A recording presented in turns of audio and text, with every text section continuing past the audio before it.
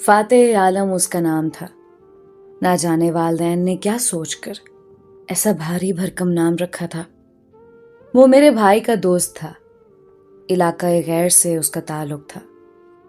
وہ وہاں سے تعلیم حاصل کرنے پشاور آیا تھا۔ بھائی کے ساتھ وہ FSC کر رہا تھا۔ اس میں ایسی صفات تھیں کہ بھائی نے اسے بھائی اور میری ماں نے بیٹا بنا لیا۔ یوں وہ ہمارے گھر میں بھی آنے لگا۔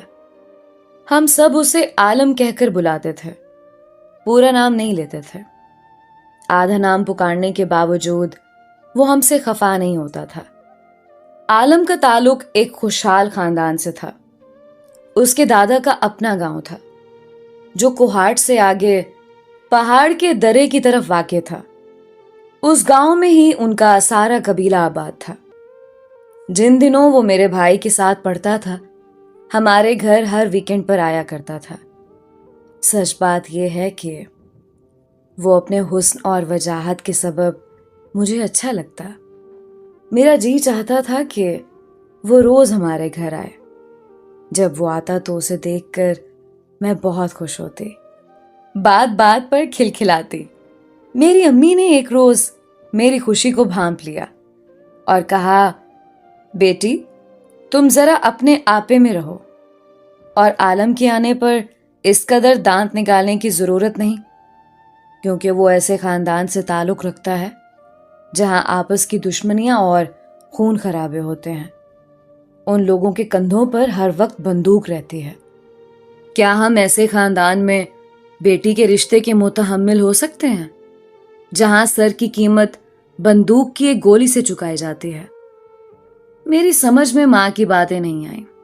میں نے جانا وہ مجھ کو ڈرانے کے لیے ایسی باتیں کر رہی ہیں۔ ان دنوں میں میٹرک کی طالبہ تھی، اور یہ عمر نصیحتوں کو پلو سے باندھنے کی نہیں ہوتی۔ اس عمر میں تو بس خواب ہی اچھے لگتے ہیں۔ وقت گزرتا رہا اور میں عالم کے سپنے دیکھتی رہی۔ وہ کیا میرے بارے میں سوچتا تھا؟ مجھے اس کا کوئی علم نہ تھا۔ وہ میرے بھائی کی دوستی کے احترام میں ہم لوگوں کی طرف آنکھ اٹھا کر بھی نہیں دیکھتا تھا۔ اتفاق سے میں یا میری بہن سامنے آ جاتی تو وہ سر جھکا کر نظریں نیچی کر لیتا۔ پھر بھی میرا جی چاہتا کہ میں اس کی دلہن بنوں۔ ہمارے گھرانے میں رواج نہیں تھا، لیکن سب خواتین خود کو بڑی سی چادر میں لپیٹ کر رکھتی تھیں اور بہت کم گھر سے نکلتی۔ یہ ایک ناممکن سی بات تھی کہ میں عالم کی دلہن بنتی، مگر خواہشات پر کسی کا بس نہیں چلتا۔ میں بھی اپنی اس خواہش کے آگے بے بس تھی۔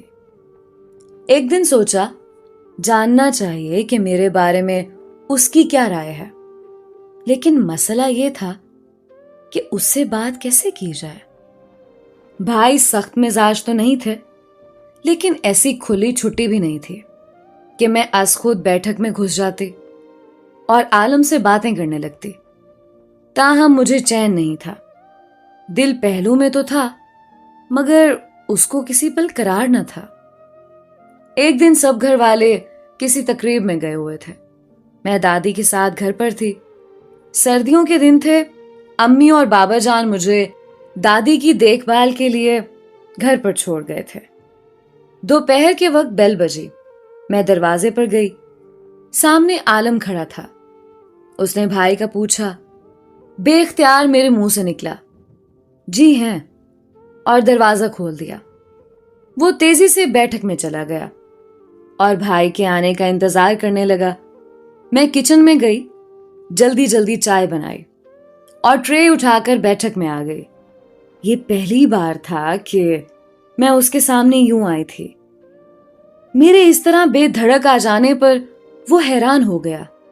یقیناً سوچ رہا تھا کہ اسے کیا ہو گیا ہے۔ اگر آذر گھر پر نہیں ہے تو اس نے در کھول کر مجھے کیوں گھر کے اندر آنے کا کہا ہے؟ اس کی حیرانی کو نظر انداز کرتے ہوئے میں نے چائے کی ٹرے میز پر رکھ دی اور کہا، آذر بھائی تو گھر پر نہیں ہے، وہ امی بابا کے ہمراہ رشتہ داروں کے ہاں شادی میں گئے ہیں۔ لیکن آپ نے تو کہا کہ آذر گھر پر ہے۔ ہاں، میں نے اسی لیے کہا تاکہ آپ جو اتنی دور سے آئے ہیں چائے پی کر جائیں۔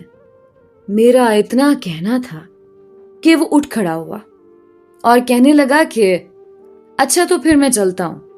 آپ بیٹھیے، چائے تو لیجیے، مجھے آپ سے ایک ضروری بات کہنی ہے۔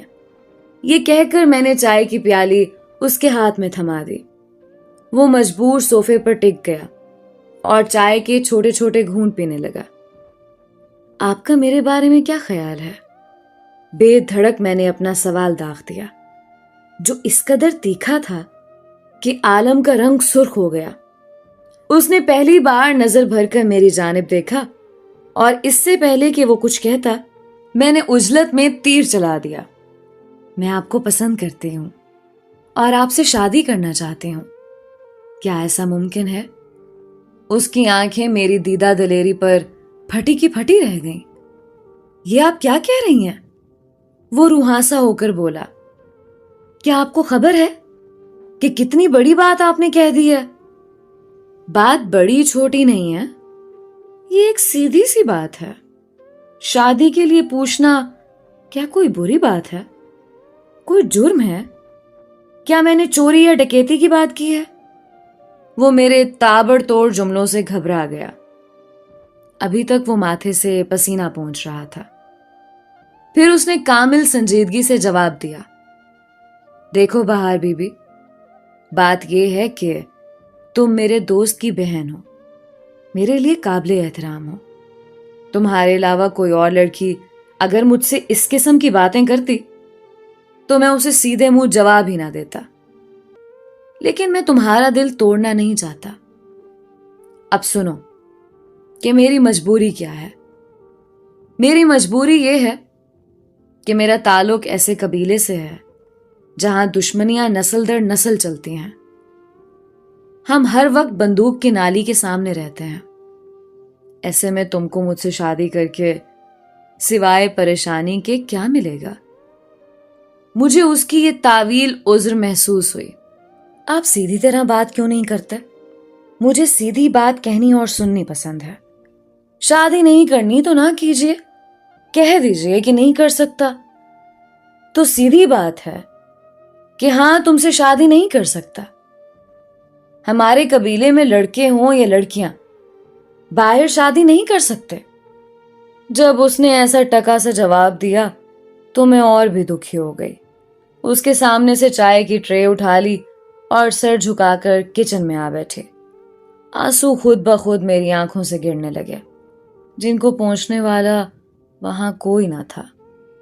اسی لمحے دروازہ بند ہونے کی آواز سنائی دی۔ عالم گھر سے چلا گیا تھا۔ اس بالمشافہ گفتگو کا ایک فائدہ یہ ہوا کہ اس کے بعد میں نے عالم کے سپنے دیکھنے چھوڑ دیے اور پڑھائی میں دل لگا لیا۔ البتہ اب بھی جب وہ بھائی سے ملنے آتا تو ایک خلش سی سر اٹھاتی جس کو میں پہلو میں دبا لیتی تھی اور دعا کرتی کہ خدا کرے کہ وہ ہمارے گھر نہ آیا کرے، کیونکہ میں بار بار اس کو بھلانے کی کوشش کرتی تھی۔ وہ کوشش رائے گاں چلی جاتی تھی۔ میری دعا رنگ لے آئی اور اس نے ہمارے گھر آنا چھوڑ دیا۔ میں حیران تھی کہ آخر ایسا ہوا تو کیوں، جبکہ وہ اور بھائی ایک دوسرے کے بغیر رہتے نہ تھے۔ سوچتی تھی کہ بھائی سے پوچھوں، مگر ڈرتی تھی کہ وہ کیا سوچیں گے۔ لیکن ایک دن امی نے پوچھ لیا، آذر بیٹے کیا بات ہے، بہت دنوں سے عالم نہیں آیا۔ تب بھائی نے بتایا کہ